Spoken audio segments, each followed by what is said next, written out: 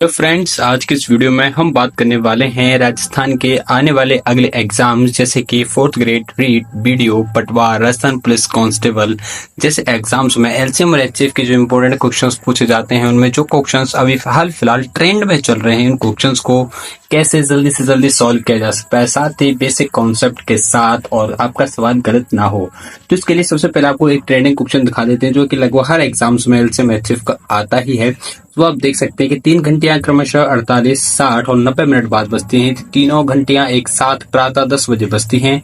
तो उसी दिन पुनः तीनों एक साथ कब बजेंगी, यानी कि इसमें जो है वो सबसे कम टाइम के बारे में पूछ रहा है कि ऐसा वो मिनिमम टाइम क्या होगा जिसके बाद वो तीनों घंटियां एक साथ बजे।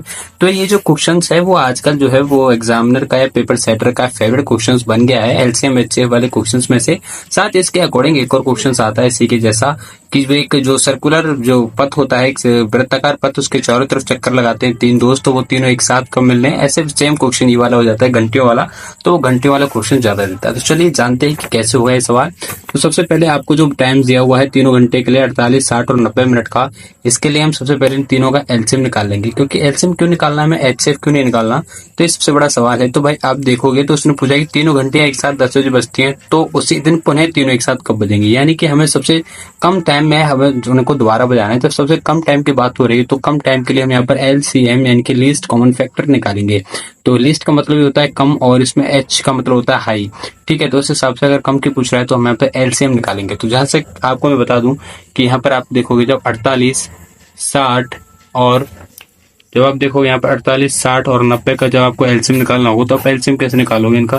तो सबसे पहले मैं देखता हूँ इनमें जो है 2 का डिवाइड दे देता हूँ। 2 का देता हूँ तो 48 में 24 बार, 60 में 30 बार और 90 में 45 बार चला जाएगा। ठीक है, इसके बाद मैं दूंगा इसमें दोबारा से आपको 2 का, और इसमें 12 का, इसमें 15 बार, और इसमें जो है नहीं जाएगा तो 45 का 45 आ जाएगा। ठीक है, इसके बाद आगे चलते हैं। आगे देंगे हम इसमें फिर से 2 का 6 बार, इसमें जाएगा 15 और इसमें जो है 45 का 45 आ जाएगा। इसके बाद आगे हम जब इसमें डिवाइड देंगे तो आप देखोगे फिर से 2 का जाएगा 3 बार, 15 बार और 45 बार। इसके बाद और आगे चलेंगे हम इसमें देंगे 3 का, 3 में जाएगा 1 बार, 15 में जाएगा 5 बार और 45 में जाएगा 15 थी 45 15 बार।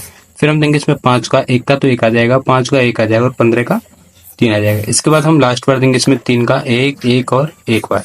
तो यहाँ से आप देखोगे तो इसका जो एलसीएम आएगा वो इन तीनों का मल्टीप्लाई करने पर आएगा। तो मल्टीप्लाई करोगे तो 2 दूनी 4 दूनी 8, 8 दूनी 16, 16 16 16 और 16 16 16 48, 48 का गुणा आपको 15 से करना है। तो 48 गुणा 5 से 15 करोगे तो 15 ठीक 120 का 0 कैरी लगी 12 और 15 चौक 60 और 12 72। तो इसका जो आंसर जो एलसीएम हो जाएगा वो हो जाएगा 720। तो इसी के साथ ये तो सिर्फ आया है एलसीएम। अभी जो है यहाँ से लगभग सवाल हमारा 80% सॉल्व हो गया है। अब वो देखोगे तो जैसे कि आपको पता चल गया ये सारी मिनट से हमने मिनटों का एलसीएम निकाला है। इसका मतलब जो टाइम है वो 720 मिनट के बाद होगा। तो 720 मिनट को हम क्या करेंगे, सबसे पहले हम इसको जो है घंटे में कन्वर्ट करेंगे। तो 720 को हम घंटे में कन्वर्ट करने के लिए इसमें 60 का भाग दे देंगे, क्योंकि एक घंटे में कितने मिनट्स होती हैं 60, इसलिए हम इसमें दे देंगे 60 का भाग। तो जैसे ही आप देखो 0 0 कट जाएगा, 6 के पाड़े में 72 आता है, 12 पर 60 बार चुंगी 72 12 बार, तो इसका मतलब टाइम कितना हो जाएगा 12 घंटे। अगर जो सुबह 10 बजे अगर ये पहले एक साथ बजे हैं तो अब जो है वो रात के 10 बजे, कब रात के 10 बजे ये जो है वो एक साथ बजेंगे। तो इसका जो राइट आंसर हो जाएगा वो हो जाएगा रात को 10 बजे। ठीक है, इसके बाद बढ़ते हैं अगले सवाल की ओर। तो आपको अगला सवाल दिखेगा, अगला सवाल है क्वेश्चन नंबर ये कि 4 की पावर 5, 4 की पावर 81, 4 की पावर 12 और 4 की पावर 7 का लासापा क्या होगा।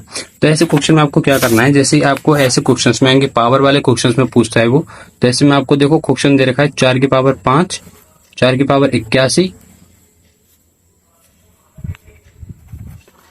4 की पावर 81 और आपको दिया हुआ है इसने 4 की पावर 12 और दिया हुआ है 4 की पावर 7। तो ऐसे में आप देखोगे तो जब भी वो एलसीएम पूछेगा ना, एलसीएम पूछेगा तो ऐसे में क्या करना है आपको, जो भी इसमें सबसे बड़ी एलसीएम में देखो पावर वाले में क्या करना है, जब पावर दी हुई हो तब एलसीएम निकालना हो तो हमें जो सबसे बड़ी जो इस पे पावर लगी हो ना, बड़ी पावर वाला, वो इसका एलसीएम हो जाएगा। और अगर एचएफ पूछा है तो एचएफ के लिए क्या करेंगे, जो सबसे छोटी पावर होगी ना वो इसका आंसर हो जाएगा। ठीक है, छोटी पावर वाला आंसर हो जाएगा। तो एलसीएम अगर वो निकालने की कह रहा है यहाँ पर, तो एलसीएम क्या हो जाएगा, सबसे बड़ी पावर वाला कौन है, तो सबसे बड़ी पावर है 4 की पावर 81 का, तो उसका एलसीएम क्या हो जाएगा 4 की पावर 81।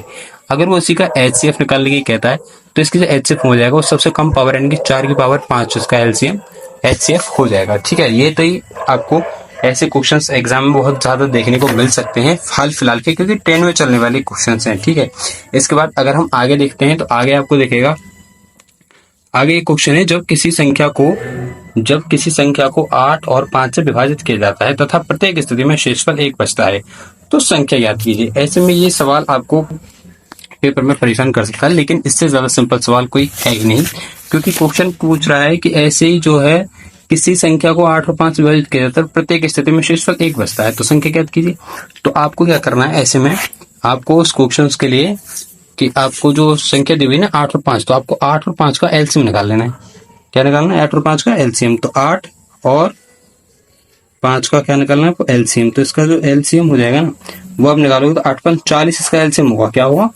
जब भी दो संख्या ऐसी हो, एक सम हो एक विषम हो, तो ऐसे में उन दोनों का हम मल्टीप्लाई करके भी उनका एलसीएम निकाल सकते हैं। ठीक है, अगर कोई एक सम हो दूसरी विषम हो, तो ऐसे में दोनों संख्याओं का गुणा करके हम उसका एलसीएम निकाल सकते हैं। ठीक है, तो इसका एलसीएम क्या आ जाएगा? 40 हो जाएगा। अब वो कह रहे हैं कि शेषफल 1 बच रहा है। शेषफल 1 बच रहा है मतलब कि शेष है, मतलब वो ज्यादा है।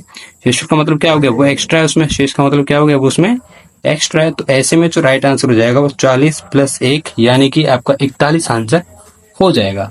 ठीक है, तो ये था ऐसा एक क्वेश्चन। इसके अलावा आगे देखते हैं हम एक और क्वेश्चन आपका इस टाइप का। तो जैसे कि ये वाला आप देख रहे हो, 3 की पावर 5, 3 की पावर 9 और 3 की पावर 14 का मासापा यानी HCF। मैंने क्या बताया था, जब भी HCF पूछेगा तो सबसे छोटी डिजिट वाला ले लेंगे, तो इसका आंसर क्या हो जाएगा? 3 की पावर 5। एलसीएम पूछेगा तो सबसे बड़ी डिजिट ले लेंगे और HCF पूछेगा सबसे छोटी डिजिट।